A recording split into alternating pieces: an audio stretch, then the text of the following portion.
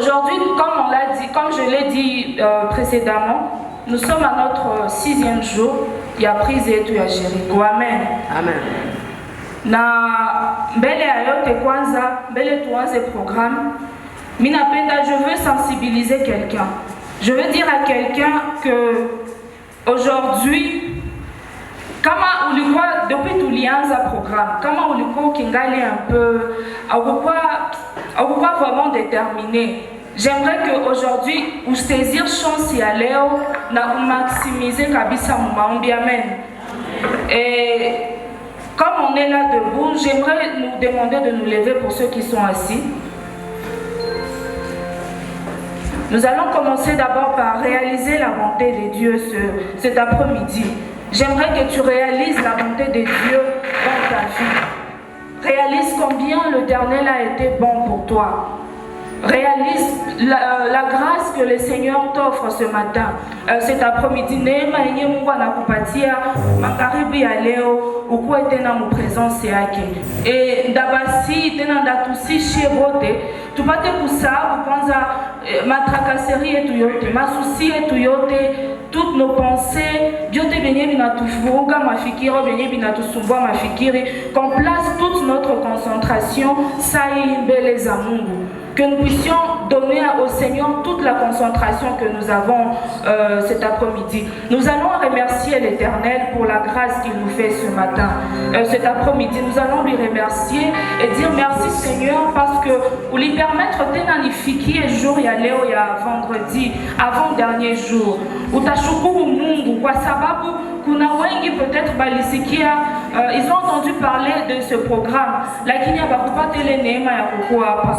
Kuna wengine walikuwa na ile nia ya kufika lakini ni wagonjwa na haiba permettre kufika hapa. Alors nous allons prier, nous allons incliner nos têtes dans la prière et dire merci au Seigneur. Prions l'Éternel. Seigneur, nous te rendons grâce et te disons merci. Merci Père de ta présence en ces lieux. Merci Seigneur Jésus-Christ pour toi qui nous soutiens. Merci toi qui nous conduis Seigneur. Merci toi qui demeures avec nous. Merci éternel Dieu parce que nous reconnaissons que nous ne sommes pas dignes éternel Dieu de recevoir cette grâce. Seigneur, toi tu nous fais grâce encore cet après-midi de venir en ta présence. Éternel, ce n'est pas parce que nous l'avons voulu, ce n'est pas Seigneur Jésus parce que nous prenons éternel Dieu notre présence en Seigneur pour acquis, mais c'est parce que toi tu nous as accordé cette grâce encore cet après-midi. Nous te rendons grâce, ô éternel. Merci Seigneur pour la présence de mes frères et sœurs en ces lieux. Merci Seigneur Jésus-Christ pour ce programme de cet après-midi. Nous te rendons grâce éternel et nous te disons merci.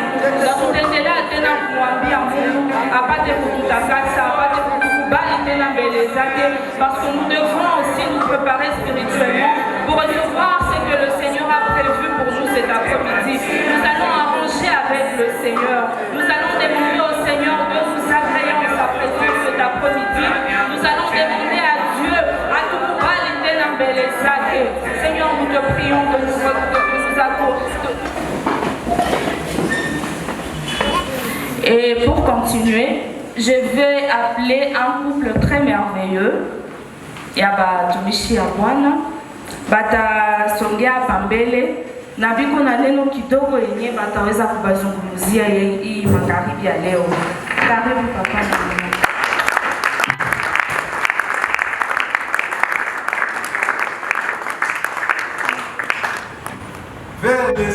En passant par la province de Katanga à Lubumbashi, vers les années 1987, elle a vécu 6 jours à Kinshasa.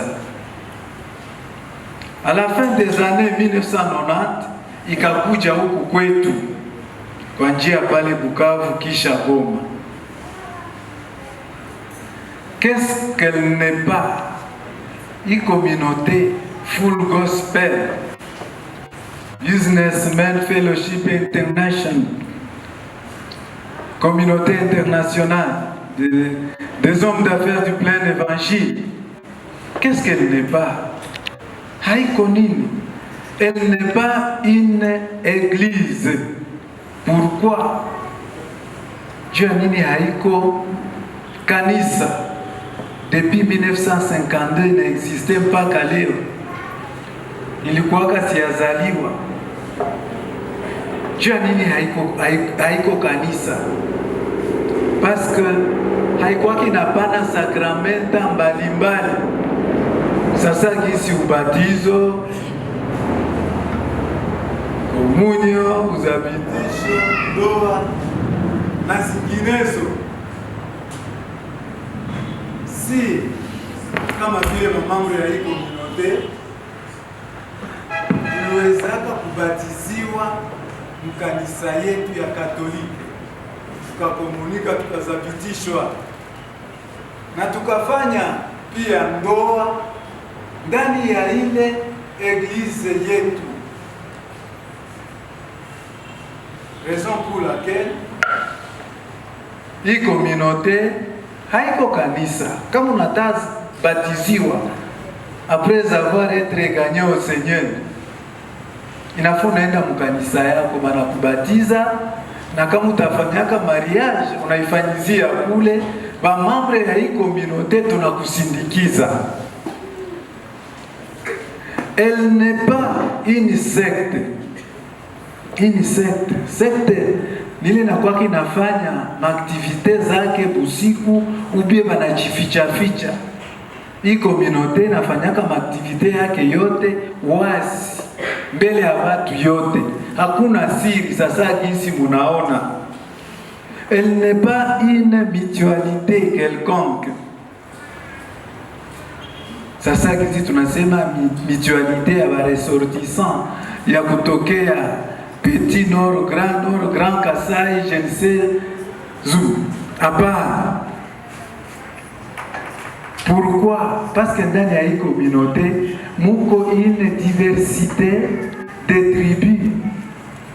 Kabila zote zezi n'existe mu Congo ziko mwa hii communauté. Elle n'est pas un club d'amis, kakundi fulani kabarafiki benye banaweza kuwa banakutanana juu ya kufaa hivi na hivi. Hapana. Elle n'est pas un parti politique. Haiko parti politique. Sasa kitu tunajua UDPS na nini tena? Zile zote zetu tunajua. MLC, oui, haiko parti politique. Mais un politicien peut être membre de cette communauté. Na sasa anatafuta kufanya activité politique yake, hata ifanyizia hata kuja anapita hapa mbele anasema tumuvote, hapana.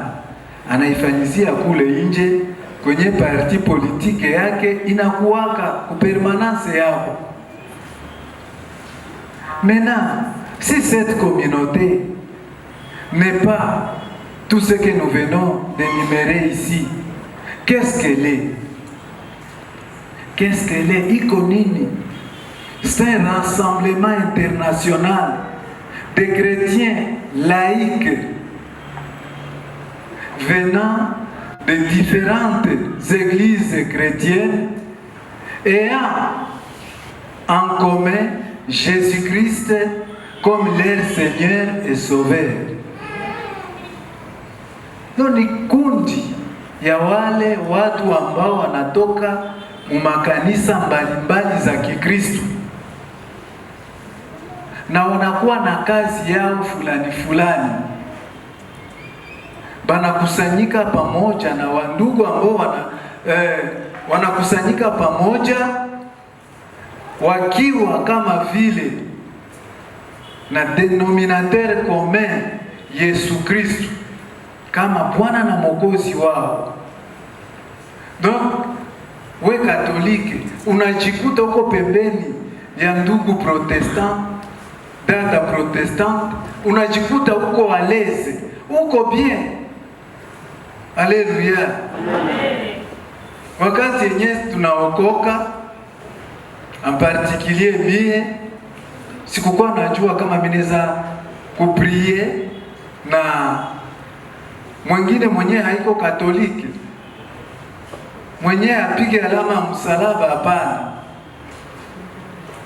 Wakati tumeokoka, tunaingia ndani ya hii community, banatufundisha, unajikuta protestant ni ndugu yako uko à l'aise, unalala kwake analala kwako, vous vous sentez à l'aise. Alléluia. Amen. Na kukazi, parce que nous sommes des laïcs engagés dans la vie professionnelle. Kukazi yetu kude Gérard, balisha instauré, ça fait au moins plus de 5 ans. Chaque lundi, tunakuwaka na guilde. Minjo vice-président. Alléluia. Après le mot du matin, tunakuwa guilde pale. Nakuwaka na intervenir. Na siku moja nika intervenir, nika faire recevoir Jésus-Christ, notre directeur, na ba chef de division, nika baitisha pale mbele, bakazongea na tukabaombea. Na ile ndi passé tena niliintervenir.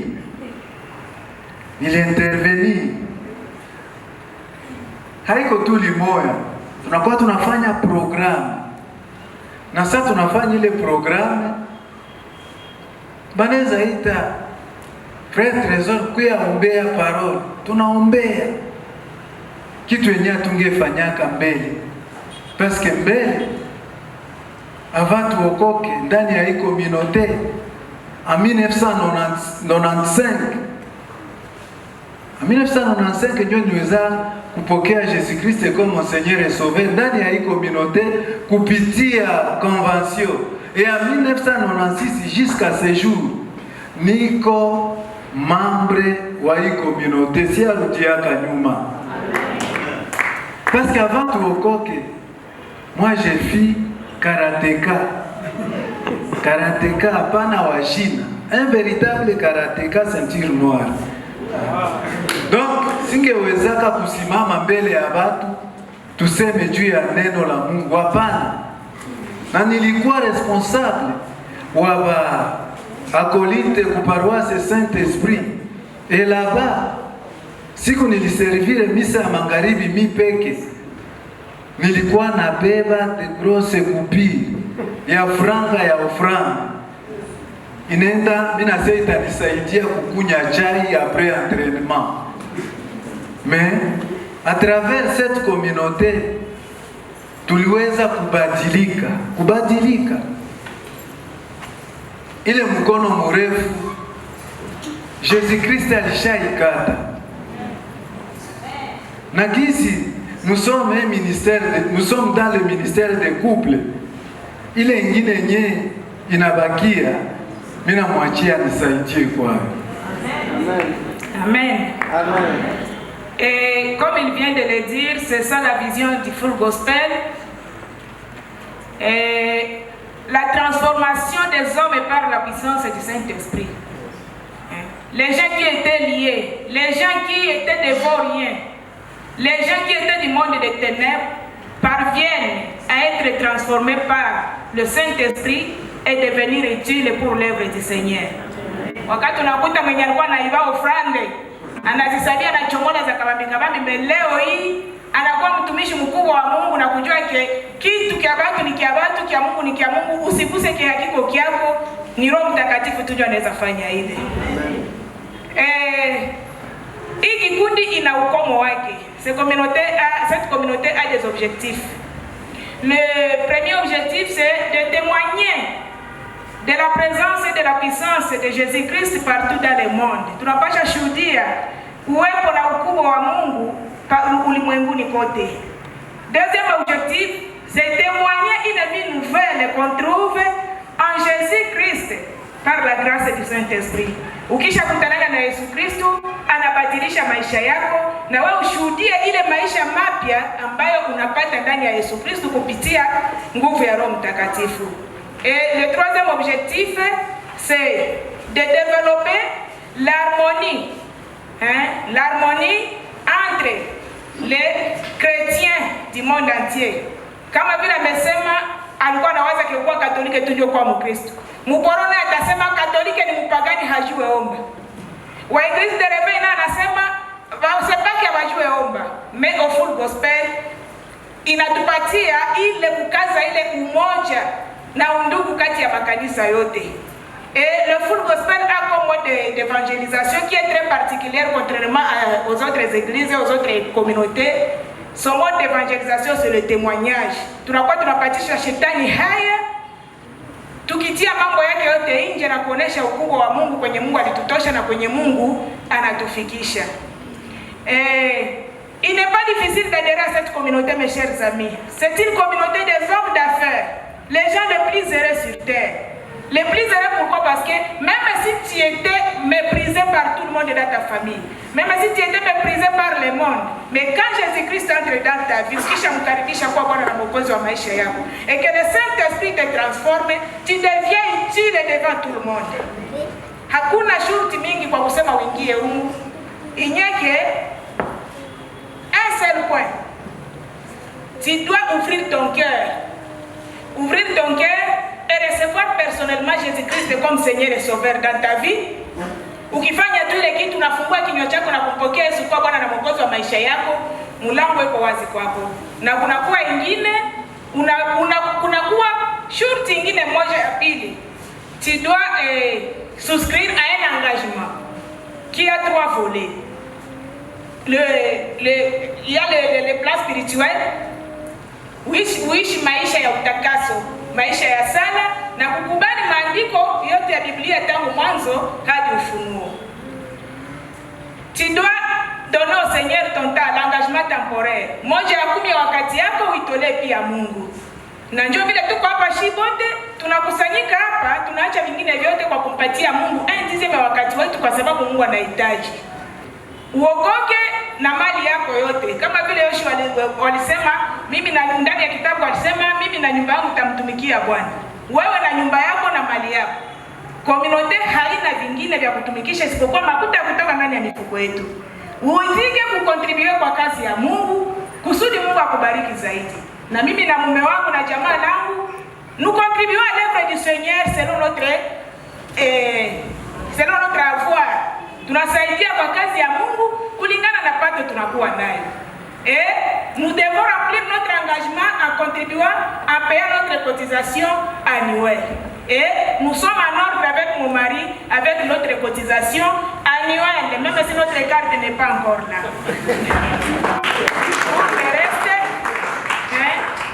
Pour le reste, nous avons une mission très spéciale. La mission très spéciale que nous avons, c'est de gagner les âmes au Seigneur. Et c'est ça la raison d'être de ces assises que vous voyez devant vous. Tunaanza hii kikao yote mpaka na convention itaanza ni kwa kuleta nafsi kwa Mungu. Kumbe kila mtu kujisikia uko huru kupitia ile puissance ya Saint-Esprit uko nayo ndani mwako. Tunasema tunafundisha kwa ushuhuda, ushuhudie ndugu yako na kupitia mwenendo wako umulete kwa Yesu na itakuwa kitu kizuri sana. Sasa jinsi madame anatoka kusema, la mission du full gospel est de gagner les âmes au Seigneur. Yeye jinsi iko hapa dernièrement tulikuwa naye mhospitali. Mimi nilikuwa nilisirika juu ya dossier fulani, akaganye maana akaziganye, na mimi naganya kama ame sana. Na kwa mwisho siku moja nikakuwa na entretien na bapasteur fulani. Mwa ile entretien baka recevoir Jésus-Christ comme leur Seigneur et Sauveur. Siku ingine ndio kwetu tunamalizia, nilikuwa na entretien avec un prêtre curé wa quelque part. Moi il est entretien aka recevoir Jésus-Christ comme Seigneur et Sauveur na kapita de France. Que le Seigneur vous bénisse.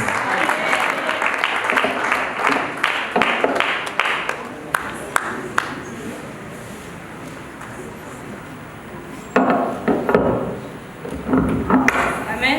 Amen. Amen. Est-ce que tu nous as donné pour encourager?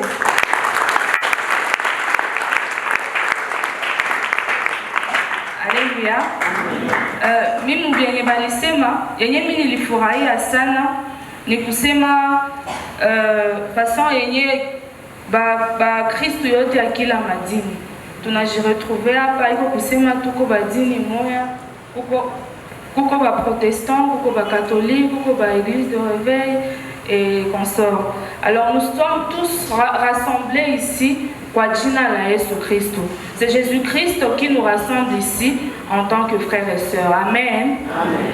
Et sans plus tarder, tout invité choral, tunatapita moment ya mzuri ya kumsifu Bwana. Choral karibu.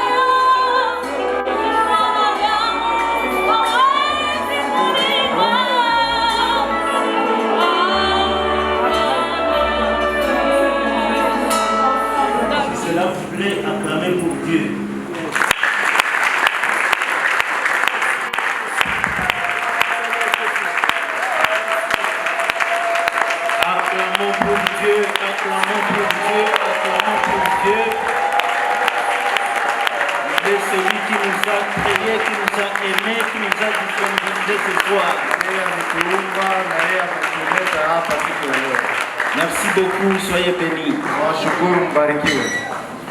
Cet après-midi, il a plu à Dieu, notre Père, que nous puissions nous retrouver au devant de lui dans notre marche, notre 6e jour, et que nous puissions débattre ensemble le thème qui dit jusqu'à ce que tu me bénisses. Jusqu'à ce que tu me bénisses. Jusqu'à ce que tu me bénisses. C'est un thème peut-être qui plaît. Parce que ça dénote, ça fait découvrir quelque chose. Cela montre que c'est une intention du cœur. na inaonesha kwamba ni haja ya moyo de quelqu'un qui est révolté ya mtu mwenye anataka kitu kwa et qui Mungu dit non, na anasema je ne hapana, dois pas continuer dans ce sens. sipashi kuendelea hivyo Compte tenu de la vie que je traverse, kulingana na maisha je ninayopitia. dois être maintenant béni. Sharti nibarikiwe Je sana ne vais pas me taire, hivi, sitakaa je kimya, ne me reposerai pas sitapumzika jusqu'à ce que tu me bénisses. hadi unibariki. Ce passage se trouve Na ujumbe huu wapatikana dans Genèse 33, katika Mwanzo 33, pardon, Genèse 32, Mwanzo 32 verset 26.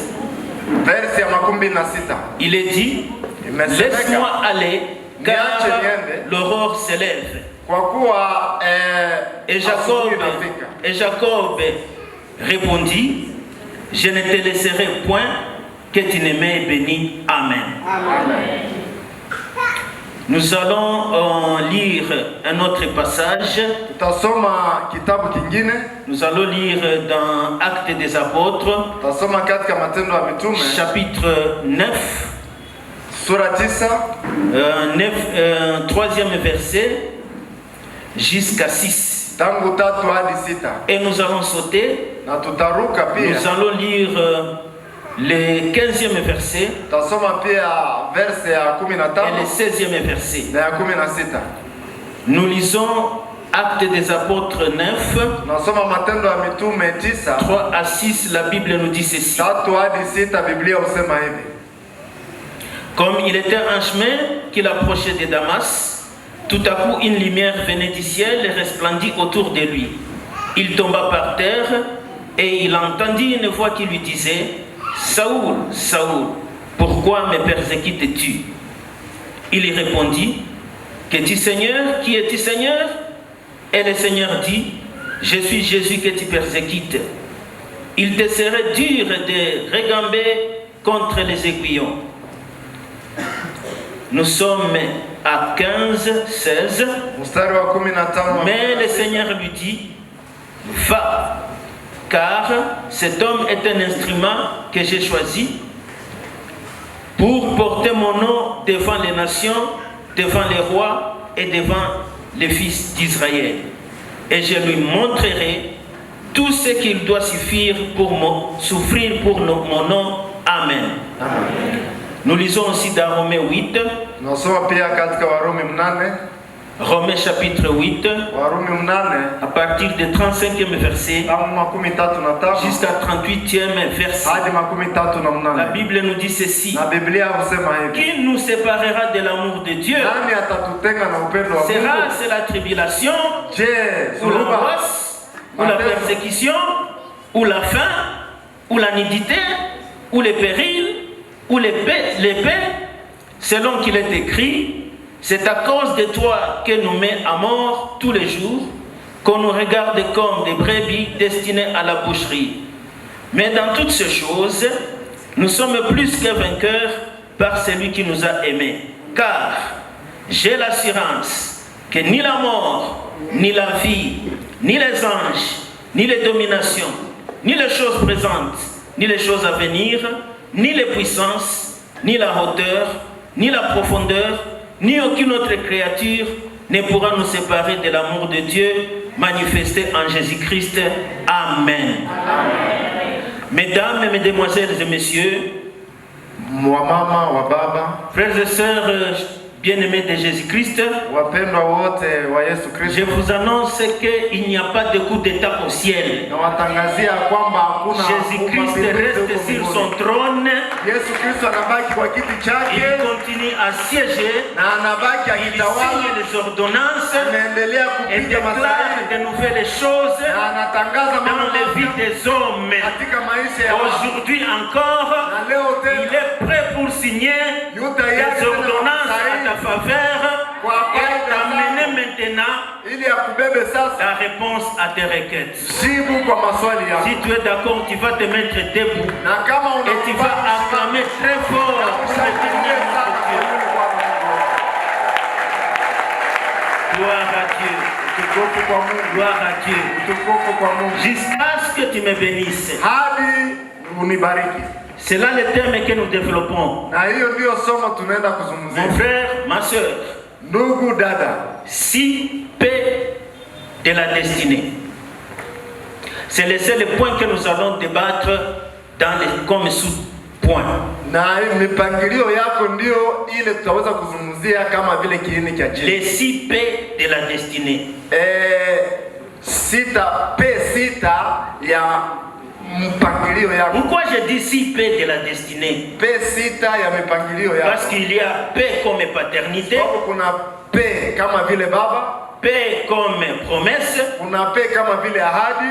P comme problème. Kuna P kama vile tatizo. P comme principe. Kuna P kama vile kanuni. P comme provision. Kuna P kama vile ganda. Et P comme persévérance. Kuna P pia kama vile subira. Nous voulons toucher chaque P. Tunataka kugusia kila P. Et lorsque nous toucherons chaque P, utakapozungumzia kila la P, synthèse de tout nous amène vers notre destinée. kifupi ya hiyo yote itatubeba kwa Vous ile savez, quand nous mipangilio ya parlons Mungu de la kwetu. destinée, Unajua tunapozungumzia mipangilio ya Mungu kwetu, la destinée c'est le plan de Dieu pour chaque homme. hiyo mipangilio ndio mpango wa Mungu kwa maisha ya kila mtu. Votre destinée c'est le plan de Dieu pour votre vie. Mpangilio ya maisha yao ndio mpango wa Mungu juu ya maisha En yao. fait, c'est lui qui nous a créés. Na yule aliyetuumba Il a un plan pour chacun et chacune. ana mpango kwa kila mmoja Et wetu. ce plan là-bas, c'est ce que nous appelons la Na destinée. mpango ule ndio tunaita mipangilio ya. J'aime te dire, mon frère et ma soeur, Nataka kuambia ndugu que la dada destinée dont nous parlons ici, ya kwamba hiyo mpangilio il tunazungumzia hapa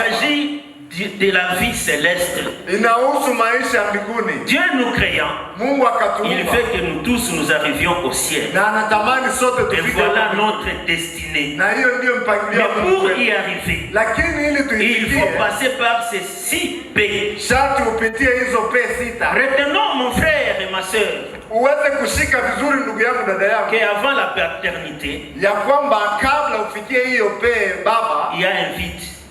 kuna utupu. Et le vide là, c'est païen. Na hiyo utupu ndio upagani. Celui-ci mange Huyo anakula sans Dieu. anakula bila Il Mungu. peut se promener sans Dieu. Anatembea bila Mungu. Il n'a pas besoin de Dieu dans ses affaires. Hana haja ya Mungu katika Il mambo fait tout yake. ce qu'il veut, comme il veut. Na anafanya kila chochote anataka jinsi anavyotaka. En tout cas, il n'a pas de conseiller. Hivi hana mshauri. Et s'il trouve un conseiller, Na akimpata ça peut mshauri être un païen comme lui. anaweza kuwa mpagani kama Il se yeye. conduit soi-même dans sa propre volonté. Na anajiongoza mwenyewe Dieu katika mapenzi est yake. en dehors de sa vie. Na Mungu yu nje ya Il maisha n'a yake. besoin de rien. Na yeye hahitaji lolote. En tout cas, celui-là est rien. Si kitu. Parce qu'il n'a besoin de rien, il est rien. Kwa kuwa hana hitaji ya lolote, yeye si kitu pia. Il est en train d'exister sans vivre. Yeye anakuwa bila kuishi. Oui, il existe sans vivre. Anakuwa bila kuishi. Parce que s'il fallait qu'il vive, Sababu kama ilibidi aishi, il fallait Dieu dans sa vie. ilibidi Mungu ndani ya maisha yake. Mon frère, ma soeur, Ndugu yangu, dada yangu, qui que vous soyez, hata uwe nani, plus grand dans la société, hata uwe mkubwa, un grand roi de la place, mfalme mkubwa wa président le plus renommé du milieu, rais mjulikana katika homme eneo, le plus friqué, mtu kabisa wa juu. je ne sais pas quelle qualification on peut te donner, Sijui hata jina gani unaweza kupewa, aussi longtemps que vous n'avez pas Dieu, lakini kama hauna Yesu, vous êtes rien. wewe si kitu. Vous êtes rien. Wewe si kitu. Et tout ce que vous allez faire Na kila chochote unaweza kufanya n'est rien. si kitu. Et rassurez-vous que la fin, Na ujihakikishia kwamba mwisho c'est le feu éternel. ni moto ya milele. Il faut donc à celui-là Na ndio maana kwa mtu kama qu'il yule puisse donner sa vie à Jésus-Christ. sharti apane maisha yake kwa Et Yesu quand Kristo. il donne sa vie à Jésus-Christ, Na anapopana maisha yake kwa Yesu, Dieu s'appelle maintenant son papa. Mungu anaitwa sasa baba yake. Alléluia. Amen. Dieu s'appelle son papa. Mungu anaitwa baba Et yake. maintenant, Dieu comme son papa Na Mungu kama vile baba peut yake maintenant programmer beaucoup de choses en sa faveur. anaweza kumpangilia mambo mengi kwa Il faida peut yake. appeler Dieu maintenant comme son papa. Anaweza kumuita Mungu sasa baba Et yake. à ce moment-là, Na kwa muda ule la vie commence avec Dieu. maisha yanaanza pamoja na Mungu. À ce moment-là, l'histoire commence avec Dieu. Na kwa muda ule historia inaanza pamoja na Mungu. Le problème aujourd'hui, mes frères, Shida kwa siku za leo c'est que beaucoup de gens veulent vivre la grâce, ni kwamba wengi wanatamani waishi neema, vivre la bénédiction sans Dieu. waishi baraka bila Mungu. Les gens veulent avoir des maisons sans Dieu, Watu wanatamani wawe na manyumba bila Mungu, des femmes sans Dieu. wawe na wake bila Mungu. Des gens sont pressés à être dans la provision, Watu wamekimbia mbio ili wawe katika ganda, mais sans Dieu. lakini pasipo Mungu. Et c'est ça le malheur. Na hiyo ndio shida yao. Rappelez-vous que Jésus va dire à ses disciples, Mkumbuke kama siku moja Yesu atawaambia aliwaambia wafuasi wake, quand vous priez, dites, ya kwamba mnapoomba mseme, Notre Père qui es aux cieux. Baba yetu uliye mbinguni. Et ensuite, donnez-nous notre pain quotidien. Na baadaye utupe chakula chetu. Cela veut dire il faut d'abord considérer les pères. Ndio kusema sharti kwanza kumuona yule Mungu kama vile baba. Il faut avoir d'abord Dieu comme père. Sharti kuwa na Mungu kama vile baba. Et quand vous voyez, vous avez Dieu comme père, Na unapokuwa na Mungu kama à ce vile moment-là, baba, vous pouvez appeler, vous pouvez demander maintenant les pains. na ndipo sasa unaweza kuomba chakula. Donc, avant de dire pain, Kabla useme mkate, tu dois d'abord dire papa. sharti useme baba. Tu dois d'abord dire papa. Sharti useme baba. Parce que Dieu, si Dieu n'est pas votre papa, Kwa kuwa Mungu asipokuwa baba alors il yako, ne faut pas lui demander le pain. kumbe haupashi kumuomba Parce que c'est chakula. Dieu qui est notre Père, Kwa kuwa Mungu aliye qui baba est le yetu, Père des chrétiens, aliye baba wa Wakristo, il ne donne pas le pain aux enfants du voisin. haleti mkate kwa wale watoto wa jirani. Alléluia. Amen. Dieu promet à quelqu'un qui est son enfant. Mungu anaahidi kwa yule aliye mtoto Donc, yake. en étant déjà dans la paternité, Wakati umeingia katika hiyo kizazi, maintenant il vient la période des promesses. na sasa muda wa ahadi Et inafika, les promesses commencent maintenant à t'arriver. na ahadi zinaanza kukufikia. C'est comme Sasa ça que Trésor, quand il a reçu Christ comme Seigneur et Sauveur, ni hivi Tresor alipompokea Kristo Dieu kuwa Bwana na lui a Mwokozi, donné plusieurs promesses Mungu akampa ahadi nyingi sana que nous ne voulons pas citer encore ici. zenye hatutaki kutaja hapa. Moi, quand j'ai reçu Dieu comme mon papa, Mimi nilipompokea Mungu il kama m'a vile donné babangu, 3 promesses. akanipa pia ahadi Et nyingi, de ces promesses-là, il m'a dit, si tu me sers mon enfant, na katika zile ahadi akaniambia, Je te ukinitumikia mwanangu, 3 choses. nitakufanyia vitu La vitatu. première des choses, je te donnerai une femme. Cha kwanza nitakupa mke. Voilà la femme qui est là-bas, ma femme, que Dieu m'a donnée. Utazame yule mke aliyepewa kwake. J'ai l'habitude de l'appeler cadeau que Dieu m'a Nina donné. zoezi ya kumuita zawadi Mungu alinipa. Madeleine, il y a des gens qui ne te connaissent pas, mais toi, Madeleine, kuna wale wasiokujua, simama. ah oui, la plus belle du monde. Oh, mrembo ulimwenguni pote. Ah, toi, tu peux croire qu'elle n'est pas la plus belle, mais pour moi, elle est la plus Wewe unaweza belle. fikiria yeye si mrembo, lakini kwangu Parce que ndiye c'est un mrembo. cadeau qui exactement Dieu m'a donné. Kwa kuwa yeye ndiye zawadi Mungu La deuxième alinipa. chose que Dieu m'a promise, Jambo la pili Mungu il aliniahidi. m'a dit qu'il va me donner les études. Akaniahidi kunipa elimu. Sincèrement, Dieu m'a fait étudier. Kwa kweli Mungu Et la amenisomesha. troisième chose, Dieu m'a dit qu'il va m'élever. Na kitu cha tatu Mungu aliniambia kwamba atakuinua. Sincèrement, Dieu m'a élevé. Kwa kweli Mungu La ameniinua. preuve est que je me trouve au devant de vous. Na hakikisho ni kwamba mimi ni mbele yenu. À partir de mon papa, mon père biologique, Kuanzia baba yangu, baba yangu et ma mère aliyenizaa biologique, na mama yangu aliyenizaa, je ne pouvais pas me mettre ici. singalipaswa kusimama hapa. Je ne pouvais pas. Singeliweza. J'étais né d'une famille maudite. Nilizaliwa toka Et donc, kizazi je ne pouvais pas me mettre ici. kinaaniwa.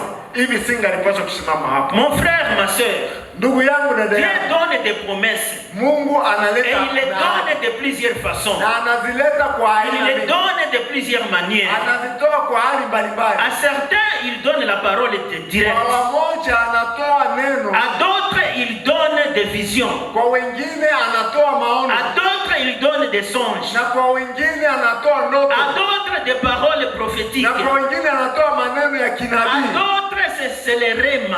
na wengine anatoa En rema. lisant seulement la parole, ils sont convaincus de quelque chose. Kwa kusoma tu neno wanahakikishwa kwa jambo fulani, Mais dans ce domaine-là, il y a un problème. na katika hali hiyo kuna pia shida. C'est que souvent nous voulons que Dieu nous voulons que Dieu nous promette comme nous voulons qu'il nous promette. Na mara tunatamani Mungu atuahidi kama vile ilivyo mapenzi C'est yetu. ça le problème.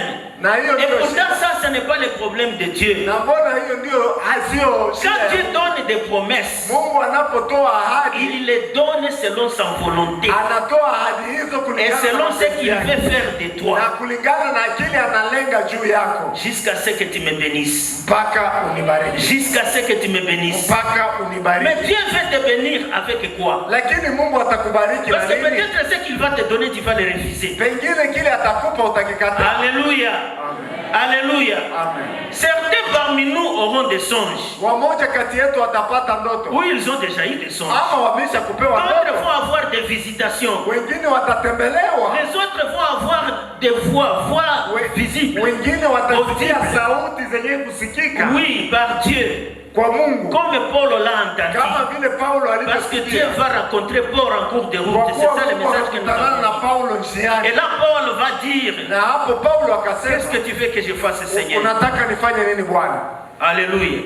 Et Dieu va lui donner la ligne de conduite à faire. Na hivi Bwana akamtolea Il mwelekeo, va lui dire, c'est toi qui vas sauver mon peuple. akasema ni wewe utaokoa taifa langu, Mais aussi tu vas souffrir pour moi. lakini pia utateseka kwa ajili yangu. Il y a déjà, mes chers frères, mes chères sœurs, Kuna watu ndugu na dada zangu, des voix audibles que tu as déjà entendues peut-être. sauti zenye umeisha kusikia, Des promesses que tu as déjà eues peut-être. ahadi mara zenye umeisha Ou kupata, peut-être alors tu n'as jamais eu une promesse. na mara nyingine hujapata na ahadi yoyote. Rassure-toi que Dieu est ton papa. Sihakikishia kwamba Mungu ni baba yako. Quelle est la promesse de ta vie? Ahadi gani ndio ya maisha yako? Qu'est-ce que Dieu t'a donné comme Mungu amekupa promesse? nini kama vile ahadi? Ah, souvent tu oublies ce que Dieu t'a dit. Mara unasahau kile Mungu amekuambia, Et alors tu entres dans ce que Dieu m'a dit.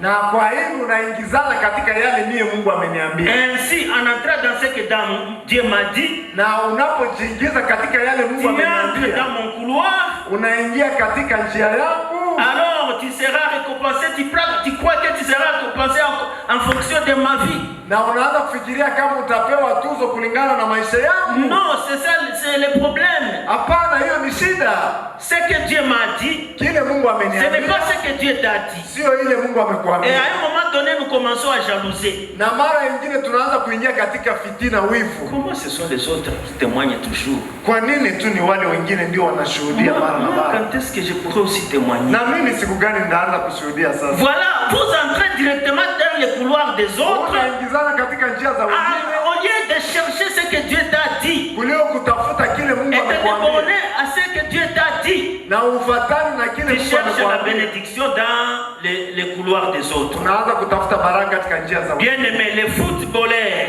Mpendo, wale wachezaji wa kandanda marquent avec les pieds wanayaza na mguu, et les basketteurs na wale wachezaji wa kandanda ya mikono marquent avec les mains.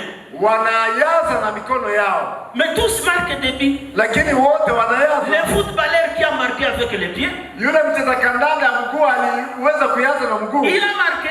aliyaza, Et s'il essaye de marquer avec la main, na yule naye akijaribu kuweza kuyaza na mkono, on va considérer ce but.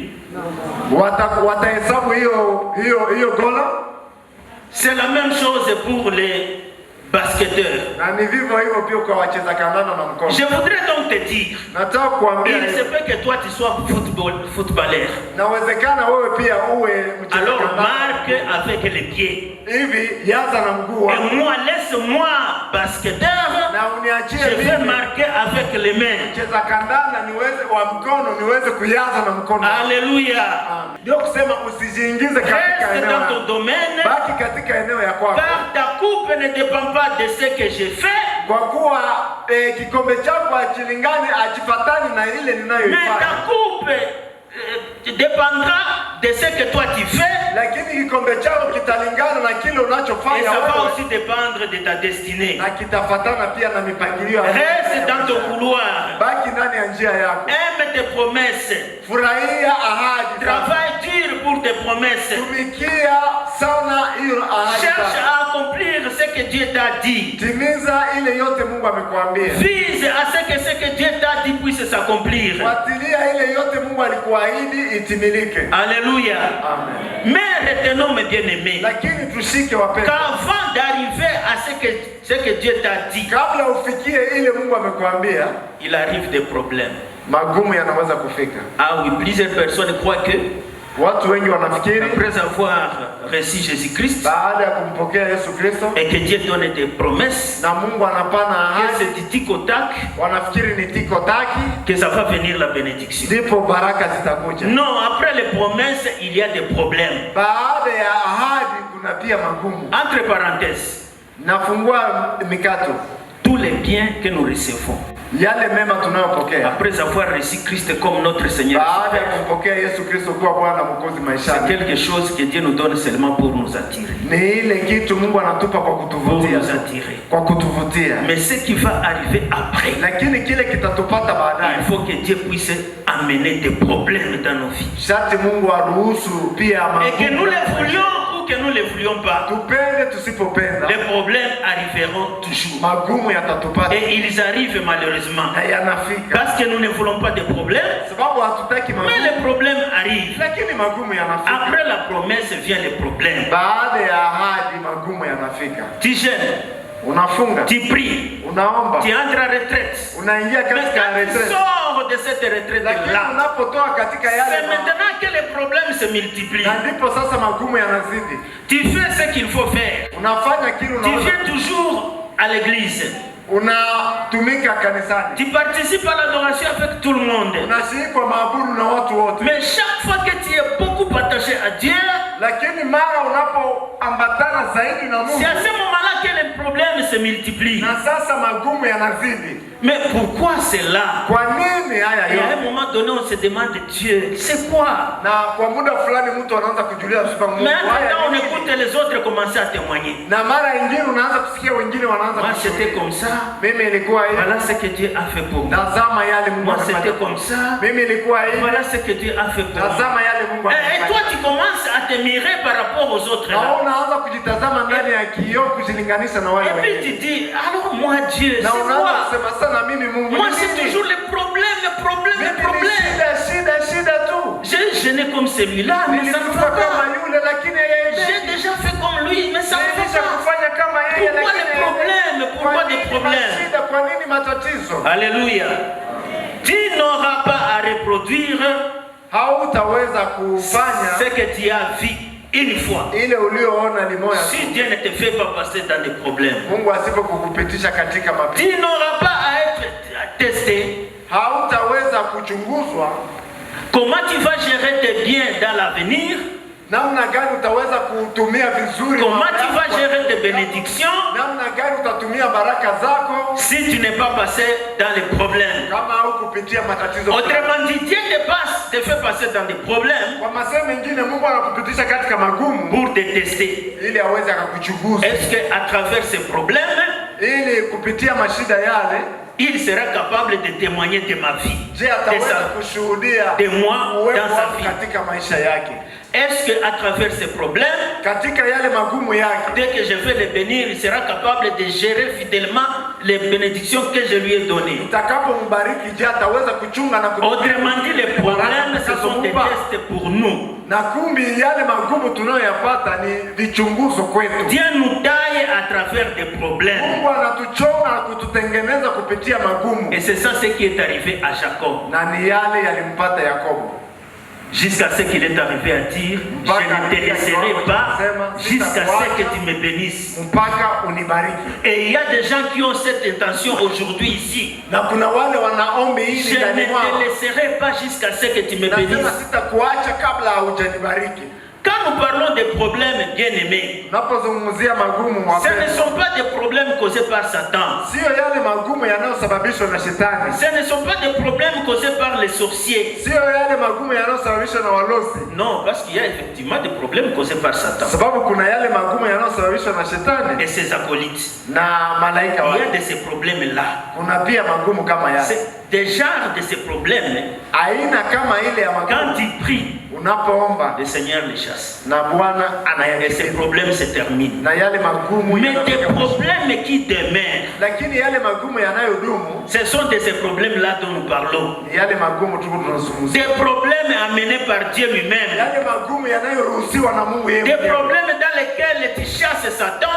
yale magumu kupitia yao Et ces problèmes sont là. lakini yale magumu Des yanadumu. problèmes dans lesquels tu cherches les sorciers. Yale magumu ndani yake unatafuta walozi, Tu lis les sorciers, unawafunga walozi, mais les sorciers n'est pas lié. lakini walozi hawafungwi. C'est de ces problèmes-là dont nous parlons. Ni yale magumu tunazungumzia. Sinon, la stérilité de Sarah, vous la connaissez. Hivi utasa Vous wa connaissez Sarai combien unajua? d'années Sarah était stérile? Unajua kwa miaka ngapi Sarai Eh alibaki bien, utasa? cette stérilité n'était pas venue de Satan. Na hiyo utasa haikutokana na shetani, Ce n'était pas venu de l'esprit de stérilité. haikutokana na hiyo pepo Alors, ya je voudrais vous utasa. conseiller, mes frères et sœurs, Hivi nataka kuwashauri ndugu zangu na dada zangu, que ces souffrances ici sont de Dieu. sababu mtaenda kuhakikisha kwamba magumu haya inatoka kwa Mungu. Si malgré la prière que vous avez faite, elles sont toujours là. Ijapo maombi umeisha kufanya yanaendelea kudumu pale. Qui n'aimait pas les professeurs de mathématiques parmi nous? Nani hakufurahia mwalimu wa hesabu katikati yetu? Quand il était élève, qui n'aimait pas les profs de maths? Na alipokuwa ngali mwanafunzi, nani hakufurahia yule mwalimu wa Voilà, hesabu? la majorité. Unaona ni wengi. Est-ce que c'est pour autant dire qu'on a enlevé les profs de maths dans votre classe? Ndio kusema ilisababisha waweze kumtosha mwalimu wa hesabu katika. Est-ce qu'on avait chassé les professeurs de maths? Je, walimfukuza ndani ya Non, darasa? malgré que toi tu ne l'aimais pas, Ijapo wewe hukumpenda, ce professeur-là venait toujours te donner cours. yule mwalimu alikuja tu na Il a continué à te donner cours aliendelea kufundisha wewe jusqu'à ce que tu es devenu aujourd'hui docteur, mpaka ufike kiwango cha tu kuwa es devenu daktari, licencié, uweze kuwa tu es licencié, devenu ingénieur en technologie, kuwa engineer tu es katika devenu ingénieur en aérotique. Ufike kiwango cha kuwa engineer Ainsi de katika suite. mambo ya ndege na vivyo hivyo. Alléluia. Alléluia. Amen. Dieu enverra donc des problèmes Hivi Mungu ataamuru pia mashida dans ta vie. maishani mwako. Dieu fera tout pour que tu aies des problèmes. Mungu ataruhusu pia uweze kuwa na magumu. Il te fera traverser l'océan Atakupitisha katika et lui-même amènera la vague. na yeye mwenyewe ataruhusu Il zoruba. te donnera une femme Atakupa mke, et il fera que cette femme devienne stérile. ataruhusu yule mke awe Et mtasa, quand elle pourra enfanter cette femme-là, na wakati atakapozaa yule mwanamke, tu connaîtras que Dieu est capable aussi de donner des enfants aux stériles. utaelewa ya kwamba Mungu ana uwezo ya kutoa watoto hata kwa watatu. Tout problème qui perdure dans la vie d'enfant de Dieu, Kila shida inayodumu katika maisha ya mtoto wa Mungu c'est la volonté de ni Dieu. mapenzi ya Mungu. Et il faut savoir qu'après, au finish de ces problèmes, Na ujue ya kwamba kwa mwisho, kwa jumla ya shida zote hizo, il arrive la lumière. nuru inafika. Alléluia. Amen. Alléluia. Amen. Ton problème, c'est que tu pleures beaucoup dans tes problèmes. Shida lako ni kwamba unalia sana unapotatizwa. Oui, c'est ça ton problème. Hiyo ndio Et shida cela yako. t'empêche de voir quelle est la leçon que Dieu veut te donner à Na travers hii tes problèmes. inakuzuia kugundua somo gani Mungu analenga juu yako katika shida hiyo. La situation que tu traverses aujourd'hui Hiyo hatua unayopitia leo devrait être pour toi une cause pour laquelle tu te poses la question: ingelikuwa kwako sababu ya kujiswali mwenyewe, pourquoi ceci, Dieu? kwa nini hiyo Bwana? Alléluia. Qui veut avoir des enfants bénis dans leur vie? Wanani wanatamani wawe na wana wabarikiwa maishani yao? C'est nous tous. Ni sote. Alléluia. Amen. Alors, si tu veux avoir des enfants bénis, Na kama unatamani uwe na watoto wabarikiwa, tu dois accepter d'avoir la grossesse. sharti ukubali mimba, Parce que c'est ces femmes là-bas qui refusent d'être grosses. sababu kuna wale wake wanaokataa kukua wajawazito. Oui. Et même quand elles sont grosses, Na hata wanapokuwa le jour wajawazito d'enfantement, na siku ya kuzaa, elles laissent leurs enfants à d'autres. wanaacha watoto wao kwa Elles wengine, ont honte de les porter. wanaanza kusikia haya kwa On kuwabeba. va dire déjà que j'ai déjà enfanté. Wataanza kusema niisha kuzaa. Et si tu veux avoir un enfant dans ta vie, Kama unatamani uwe na mtoto maishani mwako, tu dois accepter la douleur sasa d'enfantement. ukubali hiyo maumivu, uchungu ya kuzaa. Si tu veux avoir des enfants dans ta vie, Kama unatamani kuwa na watoto maishani mwako, tu dois accepter que le sang coule. sharti ukubali damu kuvuya. Le sang doit couler. damu itavuja. Ah oui, il y a de ces gens là-bas qui refusent même que le sang coule. Kuna wale watu wanaokataa damu isivuje. Parce que vous savez vous-même, vous, maman, fille et autres, Sababu mnajua mama wasichana quand elle se trouve des gens dans ces périodes-là, wakati anapopatikana katika hiyo muda, elles ne savent pas quoi faire. hawajui tena wafanye nini. Des fois, elles deviennent très nonchalantes là. Na wakati mwingine wanakuwa wenye hasira. Et pourtant, c'est un signe Na mbona qui montre que vous êtes féconde. inaonesha ya kwamba C'est wewe un signe umebarikiwa, ni que Dieu alama a mis la vie en vous. ya kwamba. Mais à un moment donné, vous vous négligez. Lakini kwa Vous avez la saleté de vous toucher. unaona uchafu. Des fois, les choses que vous utilisez, vous les cachez même, je ne sais pas où. Na vile vifaa unavyovitumia mara Mais tu unavificha. dois accepter que c'est sans cool. Lakini sharti ukubali ya kwamba Si tu veux avoir des enfants dans ta vie, ukitamani kupata watoto maishani tu mwako, dois accepter de perdre ta taille. sharti ukubali kupoteza pia Parce hiyo hali qu'en même yako. temps, au monde, la taille va partir. Hein. Sababu kwa kuzaa hali Faut yako pas croire que tu resteras avec la même taille. hautabaki na hiyo hali yako. Si tu veux avoir des enfants dans ta vie, Ukitamani watoto maishani mwako, tu dois accepter de perdre ta poitrine. utakubali pia kupoteza. Ah oui, parce qu'il ne faut pas croire que tu garderas toujours la même poitrine. Hein. Usifikiri kama utachunga ile kifua Ah oui, ça va. Ça va. na Oui, hein. poromoka tu. Alléluia. Les mamans, alléluia. Mama, haleluya. De la même manière que la seule bénédiction pour enfanter, Na kama vivyo hivyo Amen. baraka ya kuzaa multiples problèmes, inavyoleta matatizo de mengi, cette même manière, d'autres bénédictions na vivyo hivyo baraka zingine ont d'abord leurs problèmes inakuwa na que matatizo nous devons accepter. yenye sharti tukubali. Alléluia. Amen. Et après avoir accepté des problèmes, Na baada ya kukubali hiyo ce mashida, sont des principes.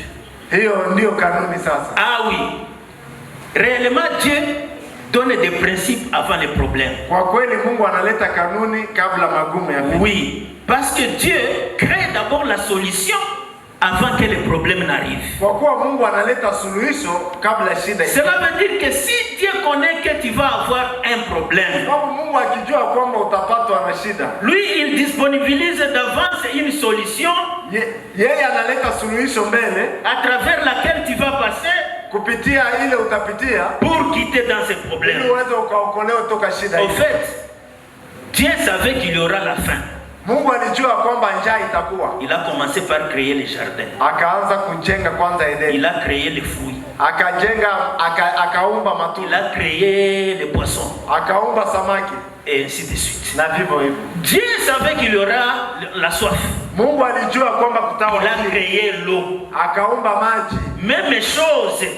na vivyo hivyo. Tout problème qui arrive Kila shida inayofika a une piste de solution. inakuwa na njia yake. Autrement dit, chaque problème porte des solutions. Ndio kusema kila shida ina Dis suluhisho à yake. ton voisin, tout problème porte des solutions. Ambia ndugu, ambia jirani, kila shida ina suluhisho yake, Et chaque problème amené par Dieu na kila shida inayoletwa na Mungu a des solutions déjà préparées par Dieu. ina suluhisho iliyoandaliwa na Mungu, Et ces solutions là-bas, ce sont des principes de Dieu. na hiyo suluhisho ndizo kanuni za Mungu. Si des problèmes sont amenés par Satan, Na kama kuna shida zinazoletwa na mwovu, Dieu les chasse par la prière na Mungu anazifukuza kupitia maombi que vous faites vous autres. ile mnayoifanya ninyi. Mais si les problèmes sont amenés par Dieu, Lakini kama mashida yameletwa na Mungu, Dieu vous donne des principes dans lesquels vous allez passer Mungu analeta kanuni zile zinaweza pour que kuokoa ces toka yale, problèmes finissent. ili yale mashida yakomeshwe. Autrement dit, les principes sont des clés Na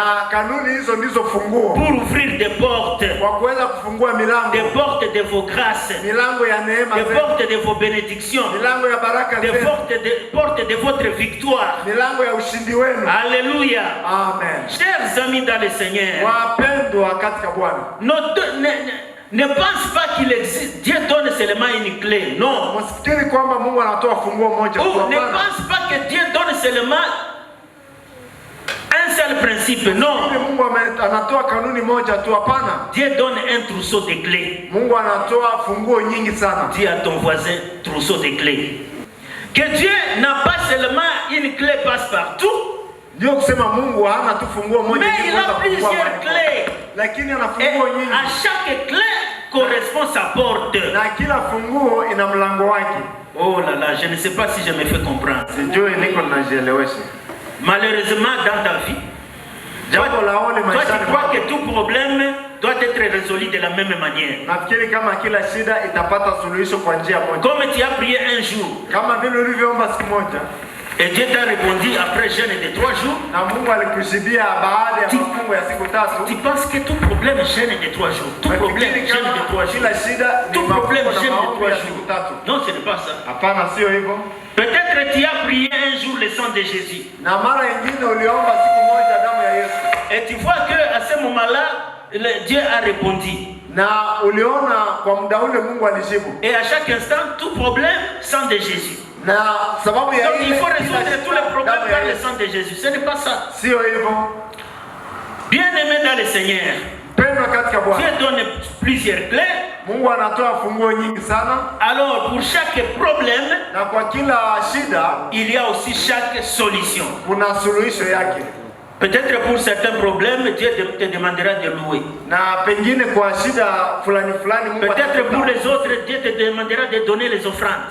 Pengine kwa shida lingine Mungu atakuomba kutoa. Peut-être pour certains problèmes, il faudra être en jeûne et prier. Pengine kwa shida hizi Mungu atakuita kuomba na Pour kufunga. d'autres problèmes, il faut écouter ce que le prédicateur va vous dire. Pengine kwa shida zingine ishati usikilize nini mhuduma atakwambia. Voilà plusieurs clés que le Seigneur donne. Na hizo ndizo funguo mbalimbali Mungu anatoa. Et nous devons être attentifs à ce que Dieu nous dit. Na shati tusikilize vizuri yale Mungu anatuambia. Ce n'est pas parce que toi tu as vu Dieu à la montagne Si kwa sababu wewe ulimuona Mungu que tu mlimani. vas croire que Dieu réside à la montagne. Ndiyo maana utafikiria kama Mungu anabaki tu Non, ce n'est mlimani. pas vrai. Dieu est aussi le Dieu de la vallée. Sio kweli tu, Mungu anakuwa pia Mungu wa mabonde. Alléluia. Amen. Alléluia. Amen. Dieu notre Père va répondre à tous vos problèmes. Mungu baba yetu atajibu kwa mashida. Tout ce qui vous agace, Dieu va répondre. Yale yote yanayowatatiza Mungu D'ailleurs, Dieu vous a déjà donné des clés. na Mungu amesha kuwapa Il vous mafunguo. suffira d'être attentif Inawatoshelea tu. et vous allez ouvrir vos portes. Na hivyo mtafungua milango yenu. Alléluia. Amen. Alléluia. Amen. Alléluia. Amen. Ensuite, il y a la provision. Na kwa hivi kuna pia ganda. La provision, c'est toute la bénédiction que Dieu nous donne. Ganda ni baraka yote Mungu Mais anatupa. Dieu nous donne ces bénédictions-là Lakini Mungu anatupa hiyo baraka après avoir surmonté ces épreuves, baada ya kushinda après mashida, avoir vaincu les problèmes. baada ya kushinda shida fulani. Il ne faut pas que des problèmes vous vainquent. Haifai shida zako zikuushinde. Il faut que vous soyez victorieux dans les problèmes. Lakini sharti uinuke mshindi katika matatizo. Plus vous perdez dans les problèmes, Mara na mara utakaposhindwa katika magumu, plus vous allongez votre temps de problème. na vivyo hivyo utakuwa mwenye kurefusha mateso Mais yako. plus vous devenez victorieux dans ces problèmes, Zaidi utakapokuwa mshindi katika magumu yako, plus Dieu vous amène vite là votre na récompense. kwa hivyo utakuwa ukikaribia mbio sana zawadi zako. Dites à ton frère provision. Mwambie ndugu yako ganda. La provision c'est quoi? Ganda ni nini? La provision pour les voyageurs, Kwa wasafiri ils peuvent dire que c'est le pain de voyage. wanaweza kusema ni ile chakula ya safari. Oui. Ndio. Pour les parents Kwa wazazi en famille, katika on jamaa peut dire que la provision wanaweza sema ganda c'est un stock qu'on met dans la maison ni ile wanaoweka katika pale nyumbani pour assurer sa survie quotidienne. kwa kuweza kuwasaidia maisha ya kila siku. Pour les comptables, Kwa wale wahusika wa hazina qu'est-ce qu'ils disent? Vous savez, vous êtes des comptables. wanasema nini? Ils disent que Wanasema c'est quoi? C'est les réserves qu'on met à côté wanasema ni ile baki wanaoweka kando pour subvenir à la faillite quand arrivera le moment difficile. ili wezi kawasaidie magumu Et yatakapowafikia. Dieu nous donne des provisions sur cette terre. Na hivi Mungu anatupa ganda juu Parce que nous sommes des pèlerins. kwa kuwa sisi yu wasafiri, Et pour assurer notre vécu quotidien sur la terre, ili tuweze kuishi vizuri siku ou zote, bien pour nous donner notre pain de voyage, ili tuweze kuwa na mkate yetu. Dieu nous donne ces provisions-là. Mungu anatupa hiyo ganda. Des maisons, manyumba, la femme, wake, les enfants, watoto, la richesse, utajiri, le travail, kazi, les mariages, noa, et patati patata. Tout ça, ce sont des provisions. Na hiyo yote ni ganda. Provision, c'est pour vous dire que c'est quelque chose qui vous aide seulement. Ni kuambia kama ganda ni ile inayowasaidia temporairement kwa muda pour assurer votre voyage. Kwa kuweza kurahisisha safari. Alléluia. Amen. Alléluia. Amen. En 2 ans, sans internet, pasipo internet, Paul a atteint toute l'Asie mineure. Paulo alizunguka katika Asia yote. Il a accompli ce que Dieu lui a dit. Na alitimiza yote Mungu alimwambia. Il est arrivé à un moment donné où Paul, quand il prêchait, nifika hatua moja Paulo alipokuwa akihubiri, les gens venaient mettre les mouchoirs sur ses habits, watu walikuwa wakitia mshwari yao sur son corps, ya nguo yake juu ya mwili wake, et ces gens-là voyageaient avec ces mouchoirs-là. Na wale watu walikuwa wakisafiri na hiyo. S'ils tombent malades, wakianguka wagonjwa, ils pouvaient seulement se couvrir de ces mouchoirs. Kijifunika tu na mshwari. Si les enfants tombent malades, na watoto wao ils pouvaient seulement poser le mouchoir sur la vie de leurs enfants et il y aurait la guérison. Na watoto wao walikuwa wakipata uponyaji. Préparez-vous, nous voulons prier. Alléluia. Amen. Et à ce moment-là, na kwa muda ule, je nous dis, je suis en train de nous préparer à quelque chose et nous devons faire attention. Regarde l'attitude de Paul. Paul ne s'était pas mis devant. Peut-être allongeant ses mains. Il dit, venez ici vous tous qui me suivez. Posez vos mouchoirs tels que vous les voulez. Je suis sous onction maintenant. Je suis sous onction. Ici sur les pieds c'est $100. Si vous mettez à mon cœur ici, donc il y a une forte onction. C'est $500. Si vous mettez sur mes mains, comme mes mains sont très puissantes, c'est $1000. Mais si vous mettez aussi sur mon front, là alors ça va ressusciter les morts. C'est $10,000. Paul n'a pas dit ça. En 2 ans, pendant qu'il a atteint toute l'Asie mineure, Paul n'a pas marché comme un grand. Il n'a pas dit. Les géants de la terre. Les géants de la terre. Quand Paul marchait, il ne marchait pas comme ça. Et nous avons vu beaucoup de prédicateurs. Il suffit qu'une onction seulement arrive, une petite bénédiction arrive. Non. Regarde la position. Rappelle à ton ami provision. Et alors Dieu donne la provision à ses enfants. Mais ils doivent faire attention à l'orgueil. Dieu donne la provision aux enfants, à ses enfants. Mais ils doivent faire attention à la dilapidation. Dieu donne la provision à ses enfants. Pour qu'ils sachent comment il faut se comporter sur la terre. Mon frère, ma soeur, tu passes par quel problème? Quel est le problème qui te hante aujourd'hui? Mon frère, ma soeur, il y a des choses qui doivent mourir dans ta vie afin que la provision de Dieu s'installe totalement aussi dans ta vie. Vous savez vous-même ce que Paul disait. Je traite durement mon corps. Et puis il dit, j'oublie ce que j'ai déjà fait. Et puis il dit, je cours. Et puis il dit, je regarde tout comme la pourriture. Que Dieu nous aide vraiment. Dieu est fidèle, mon frère, ma soeur. Il reste encore très fidèle. Ce qu'il t'a promis, il le réalisera.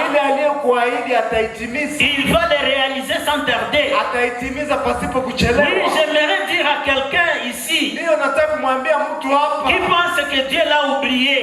Dieu ne t'a pas oublié, mon frère. Dieu ne t'a pas oublié, ma soeur. La promesse qu'il t'a dite, elle est toujours là. Et Dieu est en train de faire arriver petit à petit ta promesse. Les jours arrivent où tu vas vivre cette promesse. Les temps arrivent maintenant où tu vas vivre la promesse. Tu vivras maintenant la parole s'est faite chair. Il la vivra. Il va vivre cela.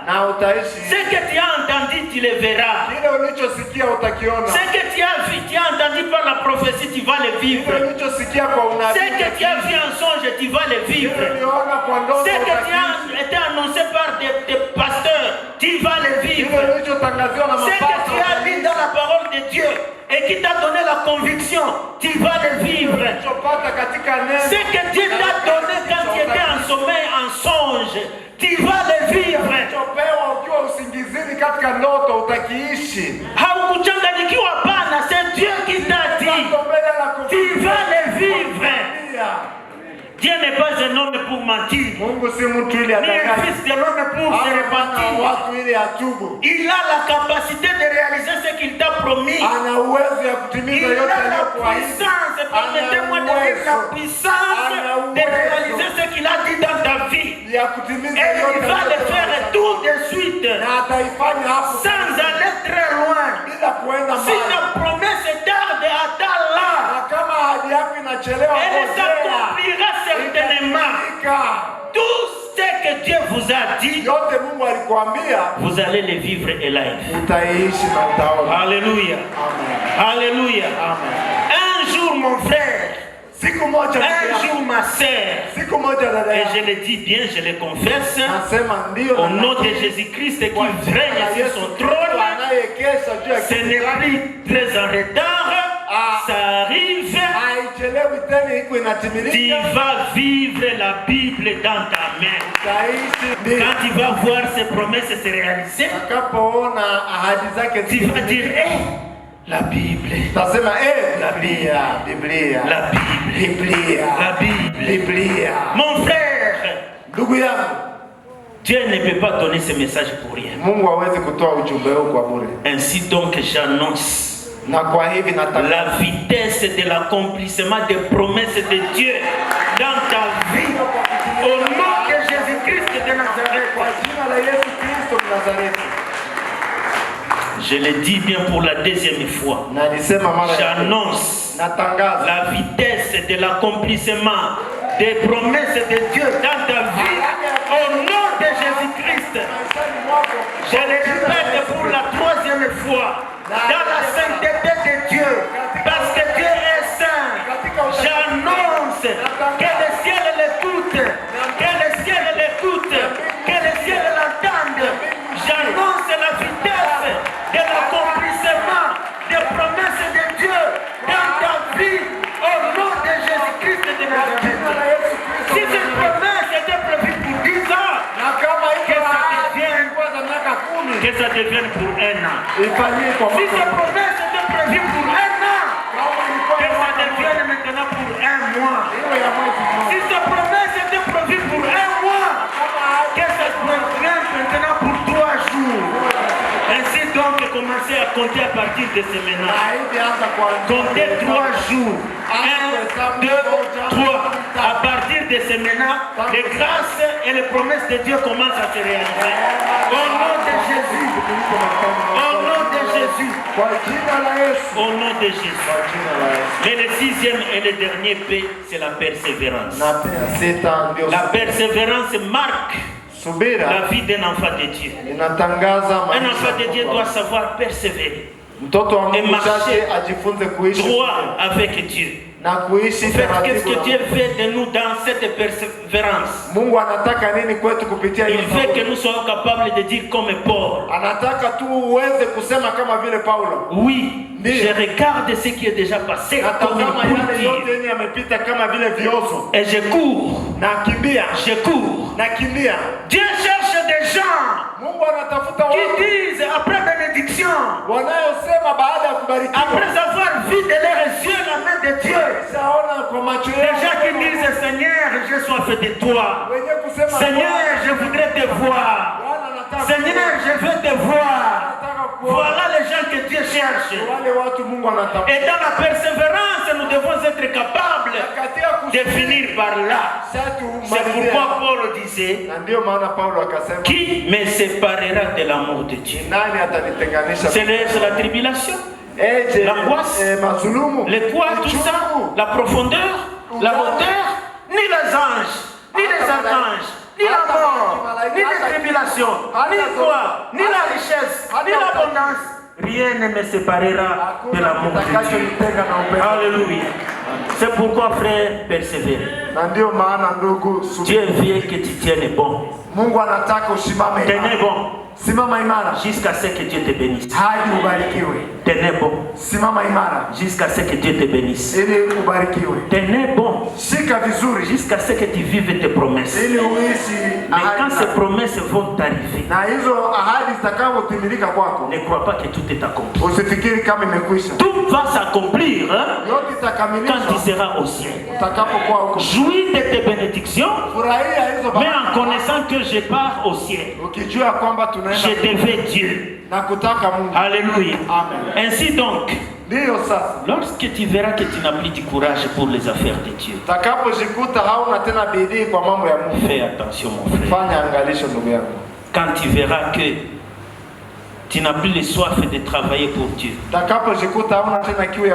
attention, mon frère. Fais très attention si tu vois que tu as déjà l'esprit de critique. Tu sais maintenant crier, critiquer les enfants de Dieu. Fais très attention. Fais très attention quand ta vie de prière devient très basse. Fais très attention quand tu ne sais plus lire la Bible. Fais très attention quand tu ne sais pas te rassembler avec les autres. Fais très attention quand ton zèle pour l'évangile est déjà par terre. Que la grâce de Dieu arrive dans ta vie. Pour bien peut-être nous allons prier. Dieu a besoin des gens qui vont l'appeler Papa. Tu sais que toi tu n'as pas encore Dieu dans ta vie. Fais poser ta tête. Dans 10 minutes on arrête. Ça je vous le promets. Dans 10 minutes on arrête. Dieu a besoin des gens qui vont l'appeler Papa. Ces gens là-bas qui vont renouer leur amitié avec Dieu. Dieu a besoin d'eux. Et là, j'ai 1 minute pour voir les doigts à l'air. Si vous êtes là, vous voulez rétablir votre relation avec Dieu, afin que Dieu soit votre papa et qu'il vous bénisse autant convenable, mais les doigts à l'air. Merci beaucoup, que Dieu te bénisse mon frère. Merci, que Dieu te bénisse mon frère. Merci, que Dieu te bénisse. Merci ma soeur, merci ma soeur. Merci ma soeur. Merci mon frère, que Dieu te bénisse. Merci ma soeur, que Dieu te bénisse. Merci Kaka, que Dieu te bénisse. Merci ma soeur, que Dieu te bénisse. Dieu a besoin de toi s'il te plaît. Mon frère, tu sens que toi tu étais déjà déçu. Des promesses, parce que tu avais des promesses qui ne se réalisaient pas. Et là tu commençais à murmurer inutilement. Tu as même rompu ta relation avec Dieu. Toi aussi, mets ton doigt à l'air. Dieu a besoin de toi. Merci ma soeur, que Dieu te bénisse. Merci, que Dieu te bénisse. Merci mon frère, que Dieu te bénisse. Merci, que Dieu te bénisse. Mon frère, tu sens que toi tu as des problèmes. Mais ces problèmes sont venus que tu ne sais pas te retrouver dans le Seigneur.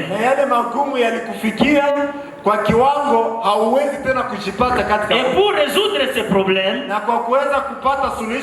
tu es passé même par la voie des péchés. Si tu es là-bas, mets ton doigt à l'air. Mets ton doigt à l'air s'il te plaît. Mets ton doigt à l'air. Merci beaucoup. Tous ceux-là qui ont mis les doigts à l'air, mettez-vous debout. Venez un peu. Venez vite là, venez. N'ayez pas peur. Entre-temps, les autres, nous sommes en esprit de prière. Na wengine wote tubaki katika hali ya N'ayez pas maombi. peur. Nous restons avec 6 minutes. Tunabaki na dakika 6. Nous sommes en esprit de prière, s'il vous plaît. Tumo katika hali ya maombi. Que Dieu vous bénisse. Que Dieu vous Mungu bénisse. awabariki, Mungu awabariki, Que Dieu vous Mungu awabariki, bénisse. Mungu awabariki. Ma prière, c'est que Dieu vous pardonne. Maombi yangu ni kwamba Mungu Ma awasamehe. prière, c'est que Dieu ne regarde plus vos péchés. Maombi yangu ni kwamba Mungu Comme il a asitazame dit que tena dhambi. quiconque Kwa kuwa alisema kila yeyote invoquera le nom du Seigneur atakayelitaja jina la sera Bwana sauvé. ataokolewa. Répétez cette prière. Et mon sauveur personnel de ma vie, merci de m'aimer. Merci de m'inscrire dans le livre de vie. Merci de me donner la vie éternelle. Et toi, Satan, je t'annonce ta fin aujourd'hui. Quitte dans ma vie au nom de Jésus. Je ne t'appartiens plus au nom de Jésus-Christ. Amen. La paix de Dieu qui surpasse tout entendement Amani ya Bwana puisse inayopita couler dans fahamu vos cœurs et imwagike que la joie moyoni du Seigneur vous accompagne na maintenant. furaha ya Bwana Soyez relevés yote tangu et sasa que l'étoile de Dieu brille au-devant de na vous. nyota ya Mungu Au nom de ing'are Jésus-Christ, mbele Amen. yenu kwa jina la Yesu Rentrez Kristo. au place, s'il vous plaît. Maintenant, debout, nous tous, nous allons prier. Na sote tusimame sababu tunaenda kuomba. Merci Seigneur pour cette ville, merci pour ce pôle qui nous accueille encore Seigneur pour cette convention nationale de la jeunesse. Nous croyons Seigneur que les objectifs que toi tu t'es assignés pour la réussite pour cette convention seront atteints au nom de Jésus. Nous prions Saint-Esprit que toi seul conduises toutes choses au nom de Jésus. Et que, oh Dieu, au travers de cette convention, les choses qui ne marchaient pas dans les vies des gens commencent à marcher au nom de Jésus. Qu'au travers de cette convention, que les familles soient bénies au nom de Jésus. Qu'au travers de cette convention, que les vies, que les jeunes, oh Dieu, voient la main de Dieu dans les différents domaines de leur vie au nom de Jésus. Seigneur, je prie qu'au travers de cette convention, que l'unité, que la paix, Seigneur, oh Dieu, soit les partages de cette partie de l'Est de la RDC au nom de Jésus. Nous croyons, Père, que nous allons témoigner de ta grandeur au nom de Jésus. Nous prions pour les délégations, Seigneur, qui sont en route, qui sont en train de se préparer. Nous prions même pour ceux, oh Dieu, qui ont exprimé le besoin de venir en ces lieux, mais qui n'ont pas encore de moyens, Seigneur. Tu es le Dieu qui est capable de pouvoir au nom de Jésus. Nous sommes en train de prier, Seigneur, pour les différents programmes qui seront, oh Dieu, qui sont en train de venir, Seigneur. Sois celui qui conduit toutes choses, éternel Dieu. Et nous demandons une chose, Seigneur Jésus, que la paix de Dieu, que la puissance du Saint-Esprit et sa communion soient notre partage. Nous laissons la nuit de